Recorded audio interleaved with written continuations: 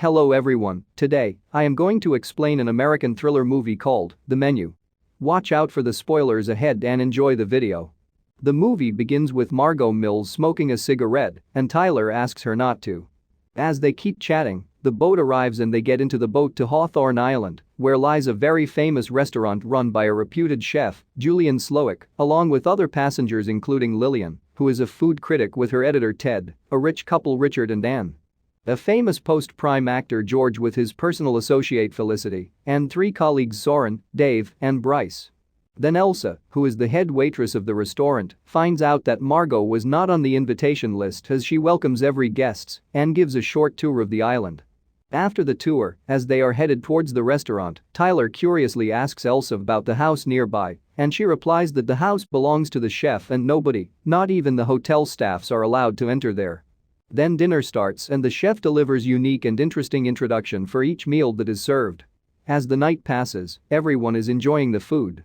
Before serving the third meal, Julian introduces his mother and tells a backstory about his abusive father and how he stabbed his father with kitchen scissors, which confuses everyone. When the dish is served, everybody is surprised and shocked to see their secrets and pictures being carved on the tortillas. Next, Margot goes to Lady's room to smoke. The chef follows to confront her about not eating his dishes, asks her who she is, and tells her that she was not supposed to be here. In the following scene, before serving fourth course, a top assistant chef commits suicide in front of the visitors, which frightens everybody, but the chef consoles them saying that it is all part of the menu.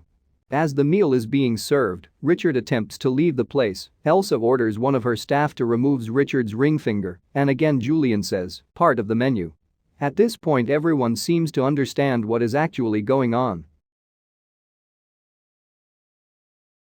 Then, Julian calls Margot in the kitchen to confront her again, saying everyone in the guest list and whole evening is pre-planned, but she was not part of the plan and wants to know whether she is with the chef's team or with the visitors' team.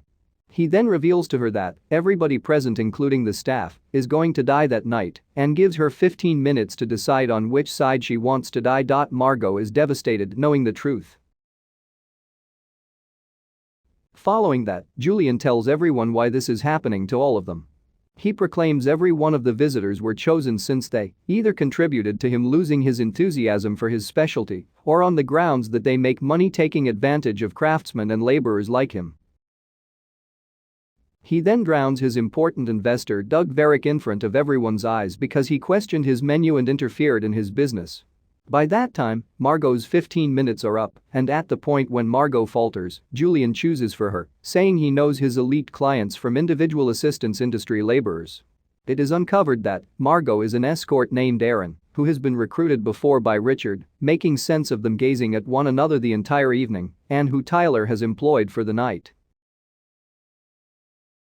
In the next scene, Julian takes everyone outside and gives all male visitors an opportunity to run, but then tells his staffs to catch them and bring them back. Then, Julian reveals that Tyler was pre-informed about the evening and knew that everyone was going to die. Still, he hired Margot, knowing that she would die because his girlfriend broke up with him. This angered the chef, and he embarrassed and compelled Tyler to prepare a dish and later made him commit suicide in the storeroom. Then Julian requests Margot to gather a barrel required for dessert. Instead, Margot slips into Julian's home, just to be followed after by Elsa. Margot kills Elsa, defending herself by cutting her in the neck. When she enters in Julian's room, she sees news cutouts of Julian's previous existence. Margot tracks down a radio, calls for help, and gets back to the eatery with the barrel. A coast gatekeeper official shows up from his boat. Everyone feel relief, but then the guard uncovers himself to be a line cook in mask and gets back to the kitchen. In desperation, an idea hits her mind, and Margot starts mocking Julian's dishes and gripes that she is as yet eager.